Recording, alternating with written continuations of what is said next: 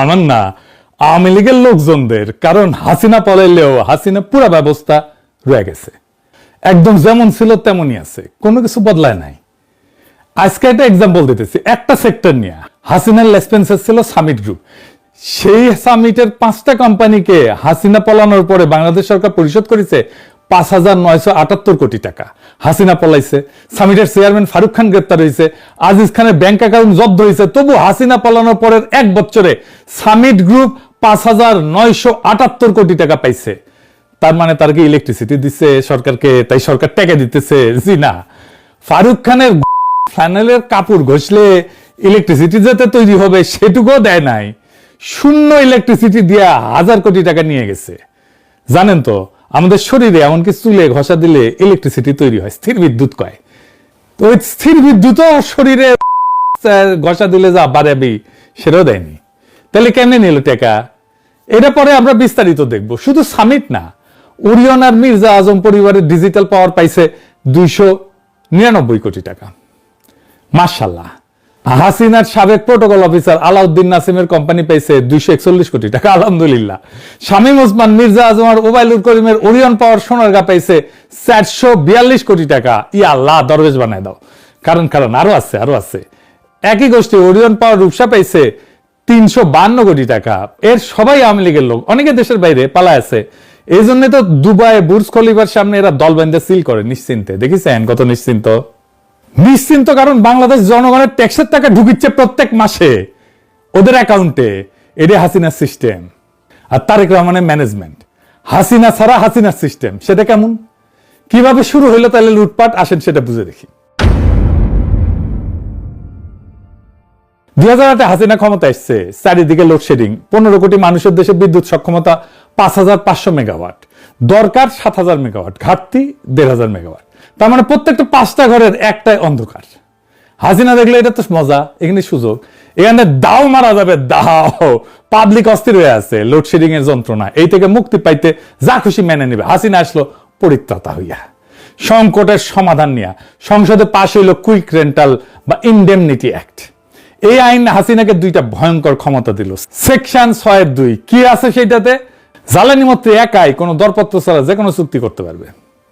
আর section 9, এই চুক্তি কোর্টে চ্যালেঞ্জ করা যাবে না, মন্ত্রী একা চুক্তি করবে, কোর্টে যাওয়া যাবে না, কেউ প্রশ্ন করতে পারবে না। কি মজা!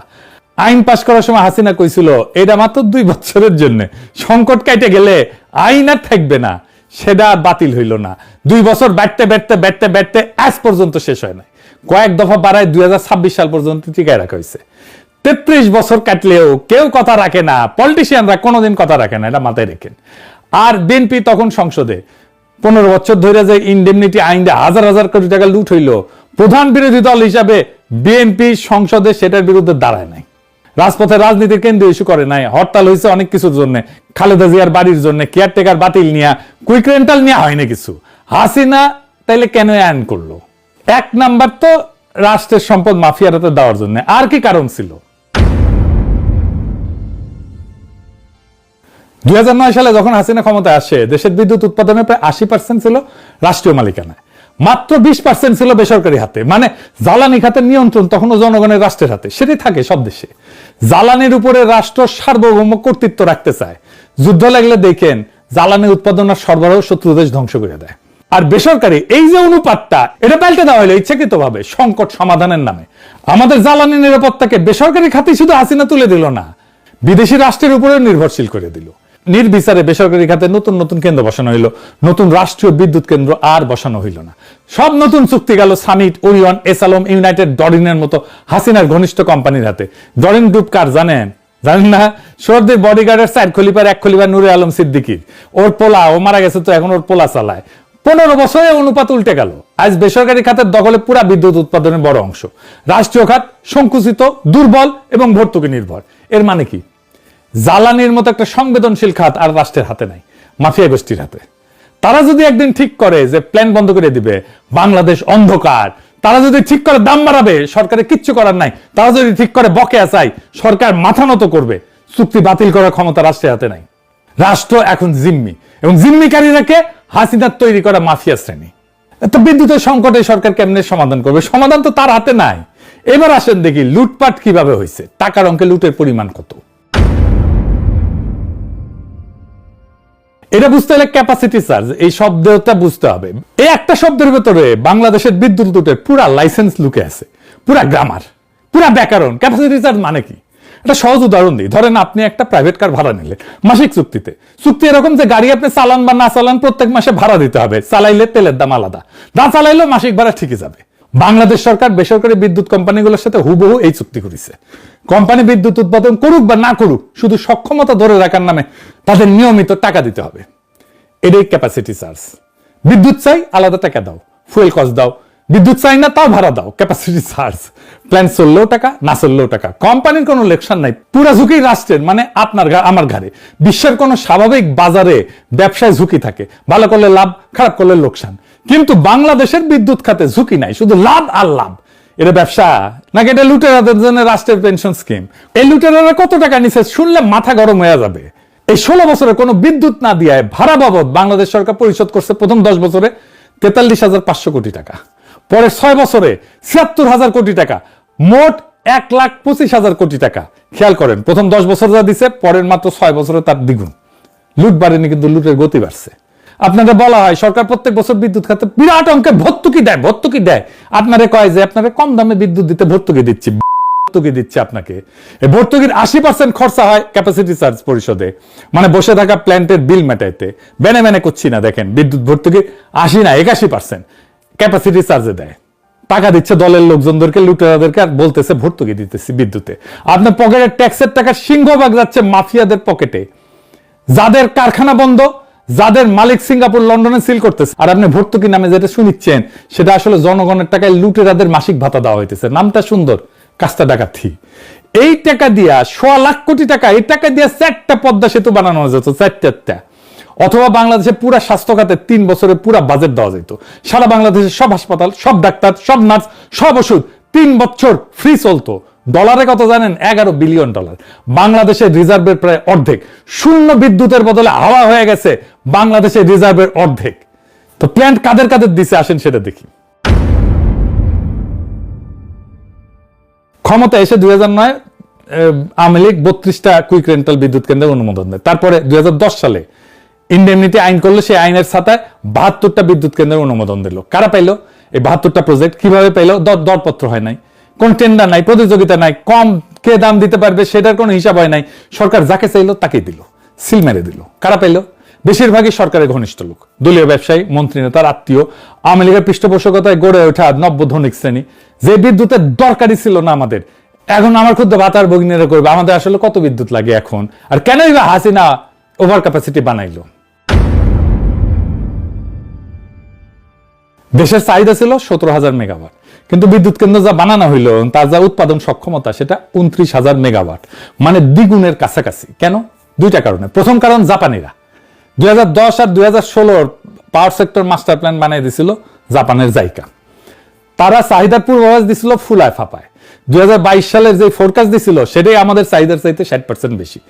মানে করছি না, যে দেখেন রিপোর্ট দেখেন, এরাই কইতেছে যে ওভার এস্টিমেট করা হয়েছিল পাওয়ার ডিমান্ড খুব বড় মার্জিনে। এর কারণে বাংলাদেশ অনেক বেশি ক্যাপাসিটির, যা দরকার তার চেয়ে বেশি ক্যাপাসিটির বিদ্যুৎ কেন্দ্র বানাইছে। এখন চিন্তা করেন, যে জায়গা প্ল্যান দিচ্ছে মাস্টার প্ল্যান, সেই জায়গায় বিদ্যুৎ কেন্দ্র বানাইতেছে, মাতার বাড়ি কয়লা প্ল্যান্টে বিনিয়োগ করতেছে, মাস্টার প্ল্যান আবার সেই বানাইতেছে, সেই প্ল্যান অনুযায়ী প্ল্যানটা বানাইতেছে। এইটারে বলে কনফ্লিক্ট অফ ইন্টারেস্ট। যাকে প্ল্যান বানাইতে দিতেছেন সেই আপনার ফোরকাস্টিং করতেছে আপনার চাহিদা কত হবে। ভাবেন, আপনি ধরেন গাড়ি নিয়ে গেলেন আপনি গ্যারেজে, মেকানিক বনেট খুলে বললো যে ভাই ইঞ্জিন তো শেষ, আপনার নতুন ইঞ্জিন লাগবে, ব্যাটারিও বদলাইতে হবে, গিয়ার বক্সও দেখি গেছে গা, টাইট হয়ে গেছে, আপনি জিগাবেন এত পার্টস কই পাবো? মেকানিক হাসি দিয়ে কইবে যে চিন্তা করেন না, পাশের পার্টসের দোকানটা আমার নিজের। কারণ বুঝেছেন তো, পার্টস বেচা যার ব্যবসা, সে কেন বলবে যে গাড়ি ঠিক আছে আপনার? সে তো বলবে আপনার গাড়ির সব শেষ। সে তো চাইবে যে পার্টস বেচতে, সে তো গাড়ি ঠিক করতে বসে নাই। তো জাইকা তো আসলে আমার প্ল্যান করে দেবে না, ও তো আসছে কিভাবে বিদ্যুৎ কেন্দ্র বানাইবে আর টাকা নিবে। জাইকারে কেন দেশের পাওয়ারের পরিকল্পনা করতে দিতে হবে? আমাদের দেশের এক্সপার্টরা আছেন, একটা রাষ্ট্রীয় প্ল্যান বানাইতে পারে না? একটা বিদেশি প্রতিষ্ঠান থেকে লেখাই নিতে হবে, আবার ওদেরই ওই প্ল্যান অনুযায়ী ইনভেস্ট করতে দিতে হবে। বাঙ্গুদের কাজই এরকম। হাসিনা কইতো না আমি এই প্ল্যান করে দিয়েছি, ওই প্ল্যান করে দিয়েছি, ডেল্টা প্ল্যান করে দিয়েছে, প্ল্যান করেছে। আর এক ট্যালেন্ট মাস্টার আসিছে, বাংলা লুথার কিং। হাসিনারও মজা, বেশি প্ল্যান মানে বেশি লুট। তো লুটের গুরু কারা? গুরু হইতেছে হাসিনার ছেলে সজীব ওয়াজেদ জয়, প্রতিমন্ত্রী নসরুল আহমেদ বিপু। লুটপাটের সিস্টেম চালাইতো যারা, তারা হইতেছে সাবেক জ্বালানি উপদেষ্টা তৌফিক এলাহি চৌধুরী, এখন কারাবন্দী আছে, সাবেক মুখ্য সচিব আবুল কালাম আজাদ আর আহমেদ কাইকাউস। পুরা 15 বছর বিদ্যুৎ মন্ত্রণালয়ের দায়িত্ব হাসিনা নিজের হাতে রাখছিল, নিজের কবজায়। হাসিনা পালানোর পর 2 বছর হইতে চললো, কারো শাস্তি হয়নি, কারো জবাবদিহি হয়নি। আর আছে কোম্পানিগুলা, আমি সব কোম্পানির নাম বলবো না, আজকে 2টা কোম্পানি আপনারা চেনেন, সামিট আর এসালম। সামিটের মালিক হচ্ছে মোহাম্মদ আজিজ খান, তার বড় ভাই হইতেছে লেফটেন্যান্ট কর্নেল ফারুক খান, আওয়ামী লীগের প্রেসিডিয়ামের সদস্য, সাবেক বাণিজ্য আর বেসামরিক বিমান মন্ত্রী। পাকিস্তান আর্মিতে ছিল, 1971-এ বাঙালিদের বিরুদ্ধে যুদ্ধ করেছে। পাকিস্তান মিলিটারি একাডেমি থেকে কমিশন পাইছে 71-এ মার্চে, ঠিক যেদিন বাংলাদেশে মুক্তিযুদ্ধ শুরু হয়, 25শে মার্চ। তারপরে কি করলো? তারপরে পাকিস্তান সেনাবাহিনীর পক্ষে দিনাজপুরে পোস্টিং নিল। মুক্তিযুদ্ধ শুরু হলে পাকিস্তান সেনাবাহিনীর পক্ষে প্রথম যে অপারেশন, এটা ফারুক খান চালায়। কয়েকজন মুক্তিযোদ্ধার নিরীহ বাঙালিকে নির্মমভাবে হত্যা করছে। দিনাজপুরের মুক্তিযুদ্ধ বইয়ে এই কথা লেখা আছে। এই পরিবারের সদস্যরা তালিকাভুক্ত রাজাকার। মকসুদপুরে মানুষের বাড়িঘর দখল করছিল। 72 সালে পাকিস্তান আত্মসমর্পণের পর পরিবার সমাজ মকসুদপুর থেকে বিতাড়িত হয়েছিল। পরে এক স্থানীয় মুক্তিযোদ্ধার পায়েটায় ধরে এলাকায় ফিরে আসে। 2008-এর পরে আবার সে মুক্তিযোদ্ধা সনদের জন্য দৌড়ঝাঁপ করেছিল, পায় নাই। সেনাবাহিনীর চাকরি ও আকারে পদ বালকের মতো সাফল্যে ভরপুর। 90-এর দশকে পদ বাণিজ্য সহ নানা কেলেঙ্কারিতে জড়ায় অবসরে যেতে হয়। তারপর 1996 সালে কোটি টাকার বিনিময়ে আওয়ামী লীগের মনোনয়ন কিনে সংসদ সদস্য হয়। রাজাকার থেকে আওয়ামী লীগের কান্ডারি, আর সেই কান্ডারির ছোট ভাই বাংলাদেশের জ্বালানি খাতের সবচেয়ে বড় লুটেরা সাম্রাজ্যের মালিক। ভাইয়ে ভাইয়ে সাম্রাজ্য। 71-এর দিনাজপুর থেকে 2026-এর সিঙ্গাপুর। হ্যাঁ, এই হইতেছে বাঙ্গুদের জার্নি, বাঙ্গু এলিটদের জার্নি। আরো 3 ভাই আছে, জাফর, লতিফ, ফরিদ, সবাই সামিটের ভাইস চেয়ারম্যান। পরিবারের কোম্পানি, পরিবারের সাম্রাজ্য। সামিট পাওয়ার একাই 15 বছরের মোট ক্যাপাসিটি চার্জে 12% নিছে, মানে 10,623 কোটি টাকা নিছে। 2016 সালে আজিজ খান সিঙ্গাপুরে সামিট পাওয়ার ইন্টারন্যাশনাল বানায়, এসপিআই, কারণ হিসেবে বলে আন্তর্জাতিক অর্থায়নের সুবিধার জন্য। বাস্তবে কি হলো? সেই বছরই এপ্রিল 2016 পানামা পেপারসে আজিজ খানের নাম, তার বউ, তার মেয়ে, তার ভাই, তার ভাতিজা, সবার নাম পানামা পেপারসে সবার নাম চলে আসলো। 2016 সালে ফাঁস হওয়া এক বিশাল গোপন নথিপত্র, পানামার একটা আইনি প্রতিষ্ঠানের 1.1 কোটি ফাইল সাংবাদিকদের হাতে চলে আসে। এই ফাইলগুলোতে ছিল দুনিয়া জুড়ে ক্ষমতাবান লোকদের গোপন সম্পদের তালিকা, কে কোথায় কত টাকা লুকায় রাখছে। কোন দেশের প্রধানমন্ত্রী, কোন দেশের রাষ্ট্রপতি, কোন ব্যবসায়ী, বিশ্বজুড়ে কাপাকাপি শুরু হয়ে গেল। আইসল্যান্ডের প্রাইম মিনিস্টার তো পদত্যাগ করতে হইল। পাকিস্তানের নওয়াজ শরীফ ক্ষমতা হারাইলেন। আর সেই তালিকায় বাংলাদেশের একজন, মোহাম্মদ আজিজ খান, সামিটের মালিক। ব্যান্ড পার্টি বাজার হেরিটেজ সাহেব। 6টা অফশোর কোম্পানি, ব্রিটিশ ভার্জিন আইল্যান্ডে রেজিস্টার্ড। সিঙ্গাপুরের ঠিকানা। অফশোর কোম্পানি কি জানেন তো? অফশোর কোম্পানি হইতেছে ছোট দ্বীপ দেশে রেজিস্টার করা কাগজি company. British Virgin Island, Cayman Island, Bahamas, এই সমস্ত জায়গায়। এগুলো দ্বীপ কিন্তু রাষ্ট্র। এই দ্বীপগুলোতে ট্যাক্স নাই, মালিকের নাম প্রকাশ করতে হয় না, কে আসল মালিক কেউ জানে না।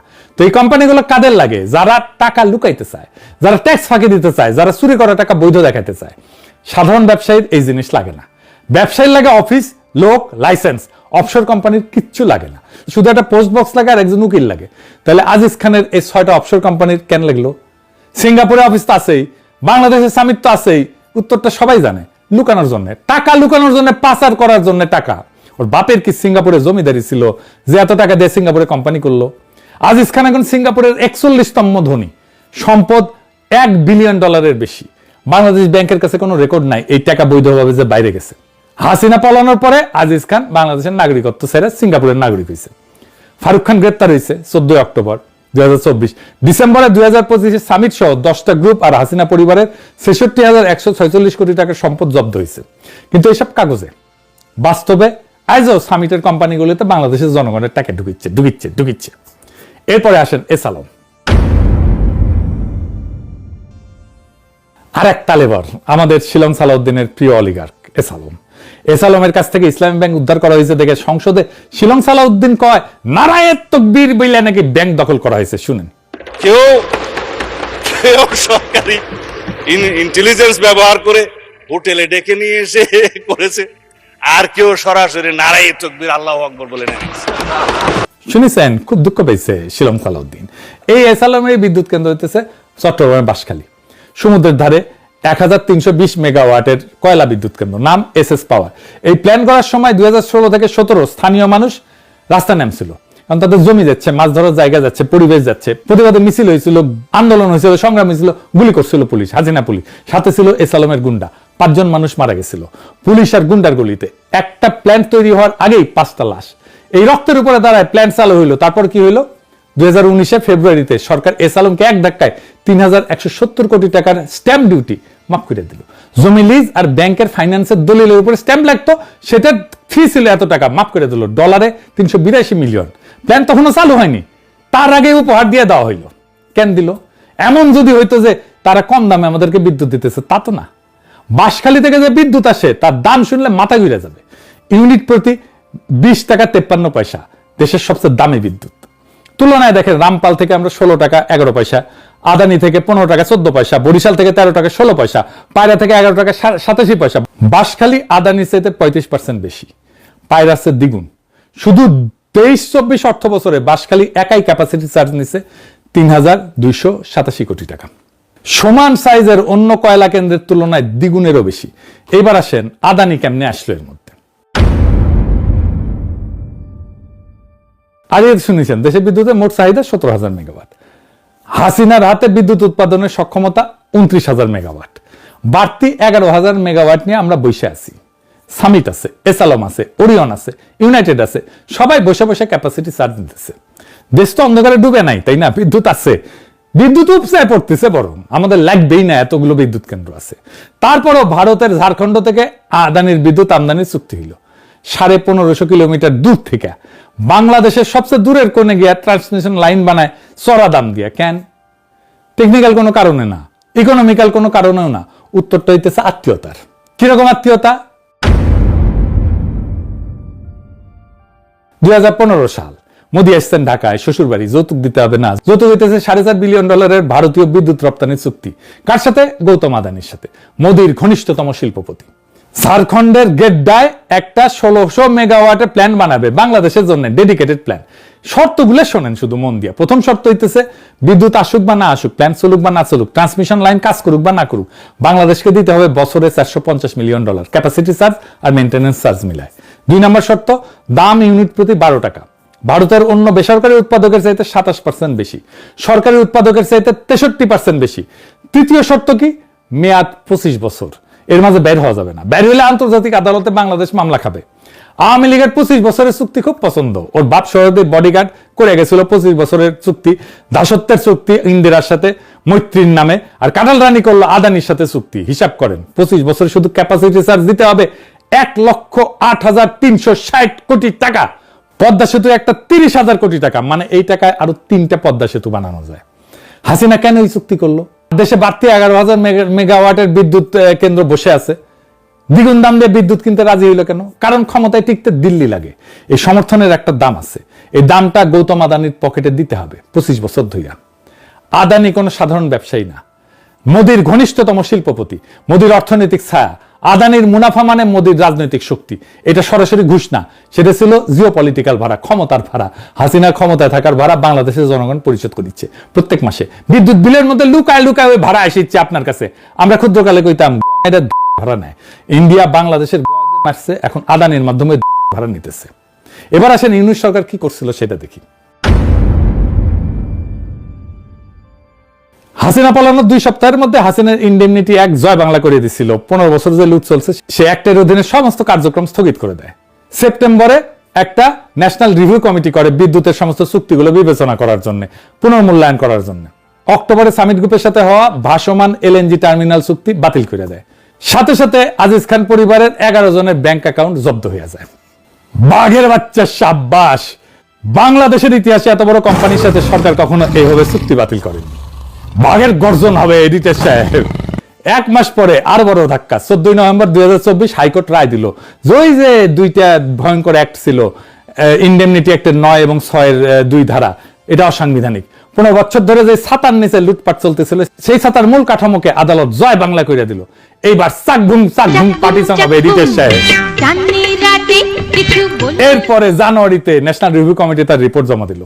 তারা বলল আদানি চুক্তিতে মারাত্মক অসঙ্গতি আছে, গুরুতর জালিয়াতি আছে, সুপারিশ করলো সিঙ্গাপুরে আন্তর্জাতিক সালিশে যাইতে হবে আদানির বিরুদ্ধে, ভারতের সবচেয়ে শক্তিশালী শিল্পপতির বিরুদ্ধে। বিরাট সিদ্ধান্ত, ঐতিহাসিক সিদ্ধান্ত। যে কাজগুলো সব হয়েছিল অধ্যাদেশের ভিত্তিতে। অধ্যাদেশের চূড়ান্ত পরিণতি দেওয়ার দায়িত্ব ছিল পরবর্তী নির্বাচিত সরকারের, মানে বিএনপির। বিএনপি কি করলো আসেন সেটা দেখি। বিএনপি সরকার আসছে 2 মাসের বেশি হয়ে গেছে। এই 2 মাসে বিদ্যুৎ খাতে কি কি করতে পারতো, তালিকাটা কিন্তু ছোট না। আদানির বিরুদ্ধে সিঙ্গাপুরে সালিশে যাওয়ার সুপারিশ ছিল, 2 মাসে সরকার এটা গ্রহণ করতে পারতো, এই প্রক্রিয়া শুরু করতে পারতো, করে নাই। বিদ্যুৎ চুক্তিগুলো চিরস্থায়ী না, 15 থেকে 25 বছর মেয়াদ, তারপরে নবায়ন করতে হয়। অনেক প্ল্যান্টের চুক্তি এখন নবায়নের পথে। মজার ব্যাপার, হাসিনা সরকার নিজেই 23-24 সালে বাজেটে ঘোষণা দিছিল, অর্থমন্ত্রী সে সময় এই যে লোটা কামাল ছিল, মুস্তফা কামাল, সংসদ দ্বারা বলছিল যে চুক্তি নবায়নের সময় ক্যাপাসিটি চার্জের ক্লজ তুলে দেওয়া হবে, মানে নতুন মডেল হবে, নো ইলেকট্রিসিটি নো পেমেন্ট, বিদ্যুৎ দিলে টাকা পাবে, না দিলে না। বিএনপি সরকার এই ঘোষণা শুধু জোর দিয়া বহাল রাখতে পারত। যেসব চুক্তি এখন নবায়নের পথে সেগুলোতে এই শর্ত চাপাইতে পারত। এই কাজে আদালতে যাওয়ার ভয় নাই, আন্তর্জাতিক সালিশের ঝুঁকি নাই, চুক্তি বাতিলের ঝামেলা নাই। পুরনো চুক্তি তো এমনিতেই শেষ, নতুন চুক্তি সরকারের শর্তে হবে। তবু এই সহজ কাজটা বিএনপি করে নাই। সরকার কি করলো, ওই যে অধ্যাদেশ পাশ করে গেছিল প্রফেসর ইউনূস, ইনডেমনিটি অ্যাক্ট স্থগিত, এইটা সে আইনে পরিণত করলো। এখন মনে হবে বাহ ভালো তো, এটা আইনে পরিণত করছে। হ্যাঁ, ইনডেমনিটি আইন আনুষ্ঠানিকভাবে শেষ, কিন্তু এটার মধ্যে কিন্তু আছে। প্রফেসর ইউনূসের সরকার যে আইন অধ্যাদেশটা করছিল, সে অধ্যাদেশ বিএনপি সংসদে পাশ করানোর সময় একটা ক্লজ ঢুকাই দিয়েছে বিএনপির মধ্যে। সেই ক্লজটা কি, দায় মুক্তি আইন বাতিল হইলেও তার অধীনে যে সম্পাদিত সব চুক্তি সেটা বৈধতা দেওয়া হবে। বা আইন বাতিল, কিন্তু আইনের ছাতার নিচে চুক্তিগুলো হয়েছিল সামিট, ওরিয়ন, এসালম, আদানি, সব চুক্তি বৈধ, কোন চুক্তি বাতিল হবে না। হাসিনার দায় মুক্তি আইনের সব চুক্তিকে বৈধতা দিছে বিএনপি। মাফিয়া আইনটা বাতিল করার মানে কি, যদি মাফিয়া চুক্তিগুলো বহালই রাখে, মাফিয়াদের লাইসেন্স কেড়ে নেওয়া মানে কি, যদি তাদের সব রোজগার নিরাপদ রাখে, এটা তো বাতিল করা না, এটা বৈধতা দেওয়া। এটা পুরনো আইনের কবর দেওয়া না, এটা পুরনো আইনের অধীনে যত লুটপাট হয়েছিল সব লুটপাটকে চিরস্থায়ী বৈধতার সিল মেরে দেওয়া। ইউনূস সরকার অধ্যাদেশ দিয়ে বলছিল এই লুট অবৈধ, বিএনপি সংসদে আইন পাশ করে বলল এই লুট বৈধ।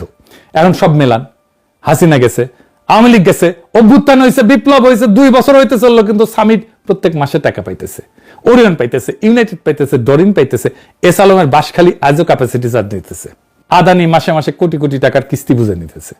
যে ব্যবস্থা হাসিনা বানাইছিল সেই ব্যবস্থা আজও চলতেছে। শুধু হাসিনাটা নাই, হাসিনা ছাড়া ব্যবস্থা, কারণ ব্যবস্থাটা শুধু হাসিনার ছিল, ব্যবস্থাটা ছিল চুক্তির, আইনের, কাঠামোর, বন্দোবস্তের।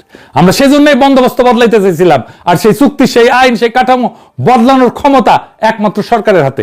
ইউনূস সরকার শুরু করছিল অধ্যাদেশ দিয়া, ইনডেমনিটি বাতিল কইরা, সম্পদ জব্দ কইরা, আদানির বিরুদ্ধে সালিশের সুপারিশ চাই না। বিএনপি সরকার সেই কাজ শেষ করতে পারত, আইন বানায়, মামলা ঠুকা, চুক্তি বাতিল করে, টাকা উদ্ধার করে, করেনি। কেন করেনি? কারণ এই মাফিয়া শ্রেণীর সাথে নতুন রাজনৈতিক বন্দোবস্ত হয়ে গেছে, নাম বদলাইছে, মুখ বদলাইছে, সম্পর্ক টিকে আছে। সম্পর্ক বদলে যায়নি একটি পলকে, হাসিনা গেছে, হাসিনার ব্যবস্থা থেকে গেছে, আর সেই ব্যবস্থার বিল আবারও পরিশোধ করব আপনি, আমি, সবাই। বিদ্যুতের দাম আবার বাড়তেছে, কারণ মাফিয়াদের ভাড়া তো কেউ মাফ করেনি। আমাদের লড়াই যেন শেষ হওয়ার না, একটা লড়াই করে দম ফেলতে না ফেলতে আর একটা লড়াই এসে হাজির হয়। এই বিএনপি রেজিমকে জবাব দিতে হবে, কেন অধ্যাদেশকে অবিকল আইন বানানো হলো না, কেন ক্লজ যুক্ত করা হলো, কোন মাফিয়া। প্রিয় দর্শক, এতক্ষণ আপনারা দেখলেন পিনাকি ভট্টাচার্যের একটি ভিডিও।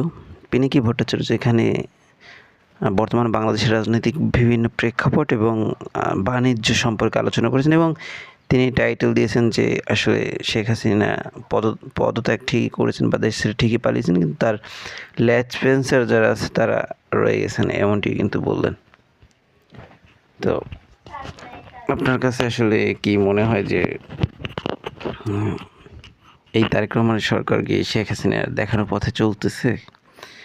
যদি সেরকম কিছু মনে হয় অবশ্যই কমেন্ট বক্সে জানাবেন, এবং আজকের এই ভিডিওটি দেখে বিভিন্ন বিষয় শেখার আছে। এবং পিনাকি ভট্টাচার্য সবসময়ের মতো খুব সুন্দর করে রাজনীতিটাকে বুঝিয়ে দেয়, এবং রাজনীতিটা আসলে কিভাবে করতে হবে এবং কিভাবে করলে লাভ ক্ষতি হবে সেটিও কিন্তু বুঝিয়ে দেয়। তো অনেকেই পিনাকির বিরোধিতা করে, এবং পিনাকি ভট্টাচার্য আসলে আওয়ামী লীগ যখন ছিল তখন আওয়ামী লীগ সরকারের দোষ ত্রুটি ধরেছেন এবং আওয়ামী লীগ সরকারকে চাপে রাখার এক প্রকার চেষ্টা করেছেন এবং বিএনপি সরকার যখন ক্ষমতায় এসেছেন তখন আবার বিএনপির বিরোধিতা করা শুরু করেছেন।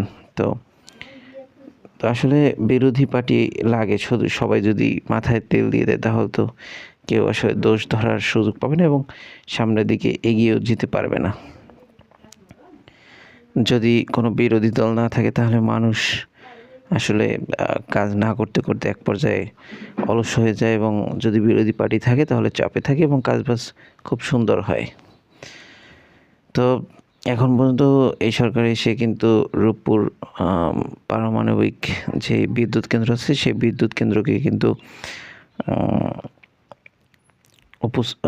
উদ্বোধন করেছেন এবং সেখান থেকে পুরো বাংলাদেশে কারেন্ট সাপ্লাই হচ্ছে এবং কারেন্টের ব্যবসা কীভাবে তারেক রহমান করেন এবং কীভাবে অন্য লোকেরা করেন সেই বিষয়গুলি কিন্তু পিনাকি ভট্টাচার্য খুব সুন্দর করে তুলে ধরেছেন। প্রিয় দর্শক, এইসব বিষয় আসলে বড়দের এগুলো নিয়ে পিনাকি ভট্টাচার্য দাদা অবশ্যই আলোচনা করেছেন। সেই আলোচনা দরকার আরও একবার শুনুন, তাহলে ভালো করে বুঝতে পারবেন এবং শিখতে পারবেন। তো আমি যেটি বলবো সেটা হচ্ছে পরবর্তী প্রজন্মের জন্য যদি একটি সুশৃঙ্খল রাজনৈতিক পরিবেশ রেখে যেতে হয় তাহলে অবশ্যই আমাদেরকে কাজ করতে হবে এবং একজন ভালো মানুষকে রাজনৈতিক যেই ক্ষমতার চেয়ার আছে সেই চেয়ারে বসাতে হবে। সেটি হতে পারে আপনার এলাকার মেম্বার, আপনার ইউনিয়নের চেয়ারম্যান কিংবা আপনার আসনের এমপি। আপনি যদি একটা পুরো আসন থেকে একজন এমন ভালো মানুষকে এমপি বানান যে মানুষটি সাধারণ মানুষের জন্য কাজ করে এবং সাধারণ মানুষ খেটে খাওয়া মানুষের কষ্টটা বুঝে, তাহলে দেখা যাবে যে ওই এলাকা খুব তাড়াতাড়ি আসলে একটি ভালো পর্যায়ে চলে যাবে এবং ধনী হতে সময় লাগবে না। এবং আপনি যদি একজন খারাপ উদ্দেশ্য নিয়ে আসা এমন মানুষকে রাজনৈতিক হেল্প করেন তাহলে দেখা যাবে সে কিছুদিনের ভিতরে টাকা পয়সা দিয়ে ক্ষমতায় এসে তারপর ওই টাকার 3 গুণ তুলবে, যদিও আপনাকে ভোটের আগে 500 টাকা দিবে এবং বলবে যে 500 টাকা রাখেন, আমাকে ভোট দিন। কিন্তু ভোটের পরে দেখা যায় ওই 500 টাকার কারণে আপনার কাছ থেকে 1500, 2000, 3000, 5000 পর্যন্ত টাকা নেবে এবং এমনকি সেটা লাখ হতে পারে। তো অবশ্যই 500, 1000 টাকার জন্য ভোট বিক্রি করবেন না। যে মানুষটি ভালো তাকেই ভোট দিন, যদি আপনার ভালো না লাগে তারপরও সেই মানুষটিকেই ভোট দিন, তাহলে দেখবেন আপনার জন্য কাজ করবে, আপনার আশেপাশে প্রতিবেশী এবং আপনার এলাকার মানুষের জন্য কাজ করবে। পুরো বাংলাদেশকে একটি ভালো পর্যায়ে নিয়ে যেতে হলে আমাদেরকে একজন ভালো নেতৃত্বর মানুষ সিলেক্ট করতে হবে এবং সেই অনুযায়ী কাজ করতে হবে। তো যাই হোক প্রিয় দর্শক, আজকের মতো আমরা এখানে শেষ করলাম।